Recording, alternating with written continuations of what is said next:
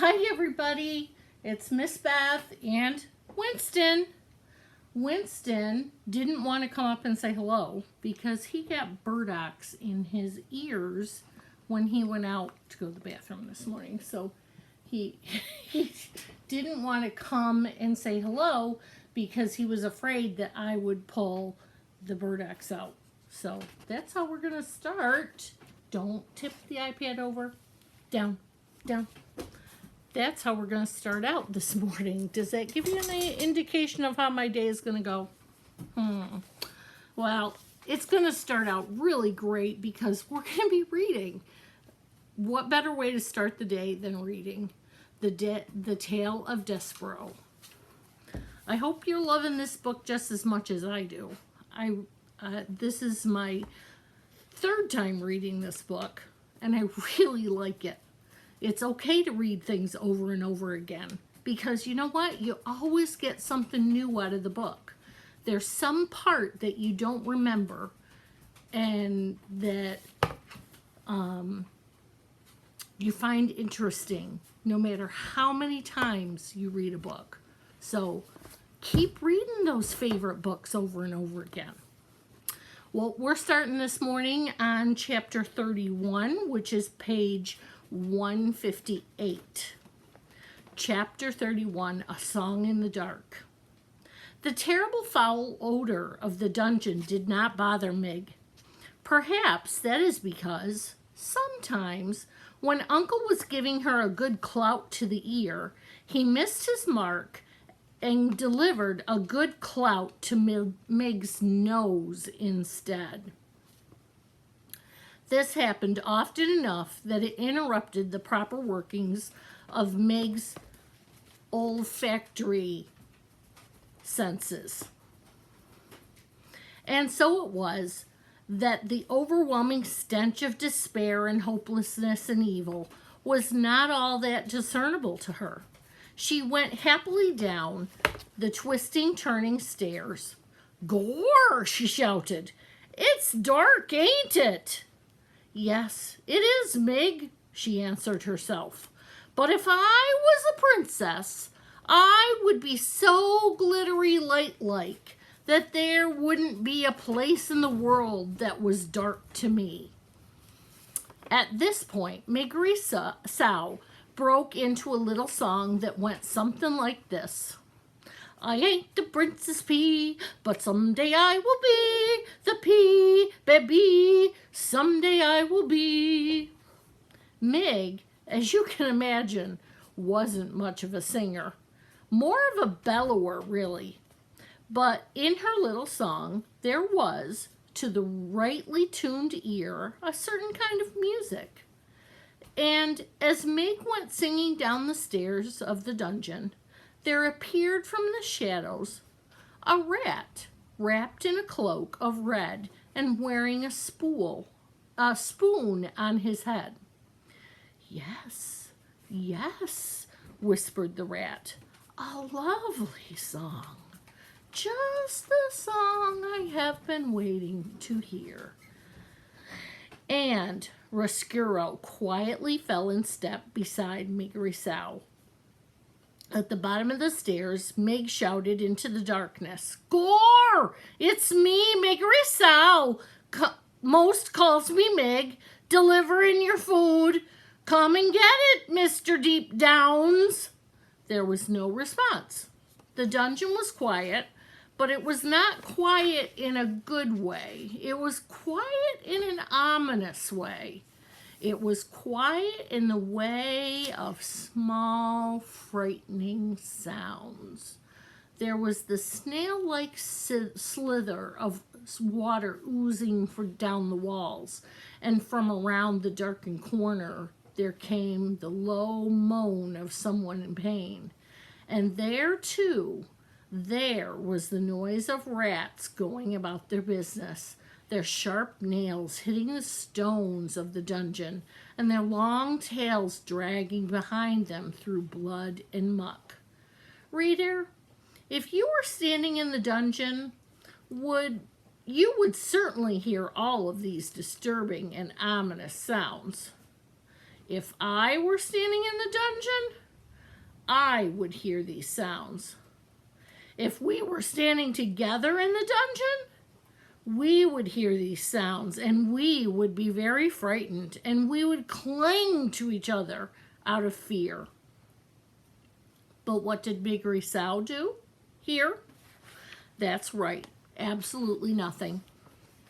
And so she was not afraid at all, not in the least. She held up the tray higher, and the candle shed its weak light on the towering piles of spoons and bowls and kettles. "Gore," said Mig. "Look at them things. I ain't never imagined there could be so many spoons in the whole wide world.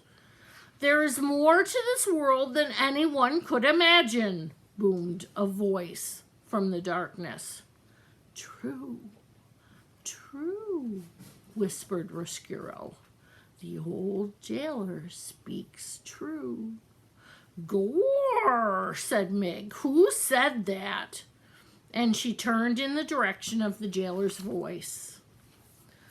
Chapter 32, Beware of the Rats. The candlelight on Mig's tray revealed Gregory limping toward her, the thick rope tied around his ankle and his hands outstretched. "You," Gregory presumes, "have brought food for the jailer." "Gore," said Mig, and she took a step backward. "Give it here," said Gregory, and he took the tray from Mig and sat down on an overturned kettle that had rolled free from the tower. He balanced the tray on his knees and stared at the covered plate. Gregory assumes that today again there is no soup. "Eh?" said Mig. "Soup!" shouted Gregory. "Illegal!" shouted Mig back. "Most foolish," muttered Gregory as he lifted the cover off the plate. "Too foolish to be born. A world without soup." He picked up a drumstick and put the whole of it in his mouth, chewed and swallowed. "Here," said Mig, staring hard at him. "You forgot the bones." "Not forgotten. Chewed." "Gore," said Mig, staring at Gregory with respect. "You eat bones? You are most ferocious." Gregory ate another piece of chicken, a wing, bones and all. And then another. Mig watched him admiringly. "Someday," she said, and she moved suddenly to tell this man her deepest wish, "I will be a princess." At this pronouncement, Despereaux, who was still at Mig's side, did a small, deliberate jig of joy. In the light of the one candle, his dancing shadow was large and fearsome indeed. "Gregory sees you." Despereaux ceased his dance. He moved to hide beneath Mig's skirts. "Eh? What's that?" said Mig. "Nothing," said Gregory. "So you aim to be a princess. Well, everyone has a foolish dream. Gregory, for instance, dreams of a world where soup is legal. And that rat, Gregory is sure, has some foolish dream too." "If you only knew," said Despereaux. "What?" Gregory said nothing more. Instead, he reached into his pocket and then held his napkin up to his face and sneezed into it once, twice, 3 times. "Bless you!" shouted Mig. "Bless you! Bless you!" "Back to the world of light," Gregory whispered, and then he balled the napkin up and placed it on the tray. "Gregory is done," he said, and he held the tray out to Mig. "Done, are ya? Then the tray goes back upstairs. Cook says it must. You take the tray down to the deep downs. You wait for the old man to eat, and then you bring the tray back. Them's my directions. Them's my instructions." "Did they instruct you to beware of the rats?" "The what?" "The rats." "What about them?" "Beware of them," shouted Gregory. Right! Beware of the rats, said Meg. Roscuro, hidden beneath Meg's skirts, rubbed his front paws together. Warn her all you like, old man, he whispered. My hour has arrived. The time is now. Your rope must break. No nibbling this time. Rather a serious chew that will break it in two. Yes, it's all coming clear. Revenge is at hand. Chapter 33. A Rat Who Knows Her Name. Meg had climbed the dungeon stairs and was preparing to open the door to the kitchen when the rat spoke to her. May I detain you for a moment? Meg looked to her left and looked to her right. Down here, said Roscuro. Meg looked to the floor. Gore, she said, but you're a rat, ain't ya? And didn't the old man just warn me of such? Beware the rats, he said.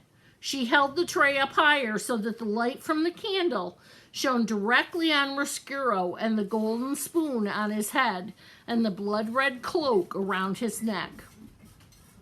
There is no need to panic, none at all, said Roscuro.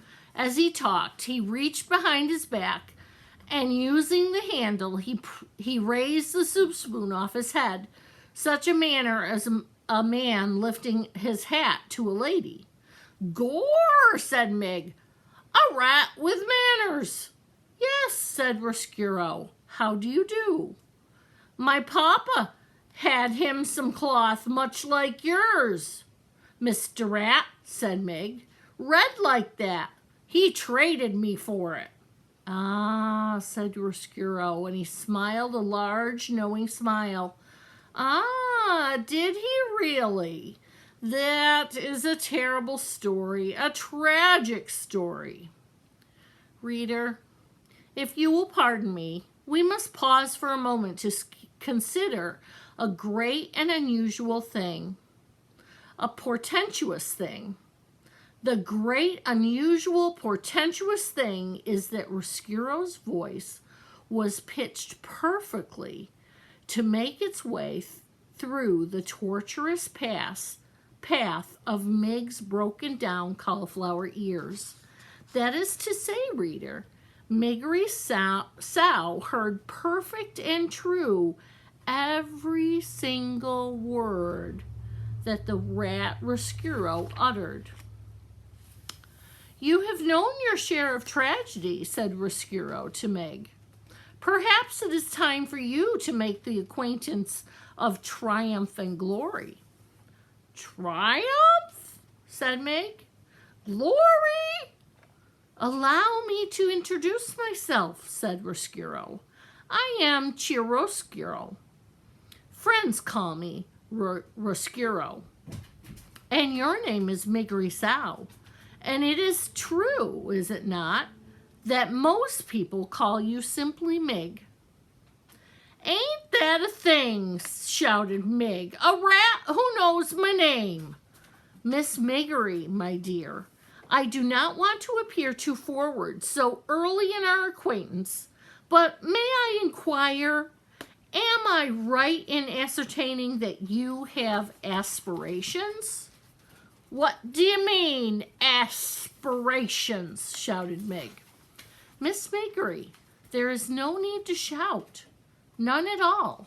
As you can hear me, so can I hear you. We two are perfectly suited to each other. Roscuro smiled again, displaying a mouthful of sharp yellow teeth. Aspirations, my dear, are those things which would make a serving girl wish to be a princess. Gore, agreed Meg. A princess is exactly what I want to be. There it is, my dear, a way to make that happen. I believe that there is a way to make that dream come true. You mean that I could be the Princess P? Yes, Your Highness, said Roscuro, and he swept the spoon off his head and bowed deeply at his waist. Yes, Your Most Royal Princess P. Gore, said Mig. May I tell you my plan? May I illustrate for you how we can make your dream of becoming a princess a reality? Yes, said Miggery. Yes! It begins, said Roscuro, with yours truly and the chewing of a rope. Meg had held the tray with one small candle burning bright, and she listened as the rat went on, speaking directly to the wish in her heart. So passionately did Roscuro speak, and so intently did the serving girl listen, that neither noticed as the napkin on the tray moved, nor did they hear the small mouse-like noises of disbelief and outrage that issued from the napkin as Roscuro went on unfolding, step by step, his diabolical plan to bring the princess to darkness. And that's the end of book 3. So next time we will start book 4, called Recalled to the Light, and that'll start with chapter 34. Okay, and that's called, interestingly enough, Kill 'em even if they's already dead. Interesting that chapter might be. Maybe make some predictions about what's going to happen in that chapter. Okay. Well, it's going to be a sunny day today, so get out there and play in the sunshine and soak up that vitamin D. Make your brain and your body happy and healthy. See you next time. Bye.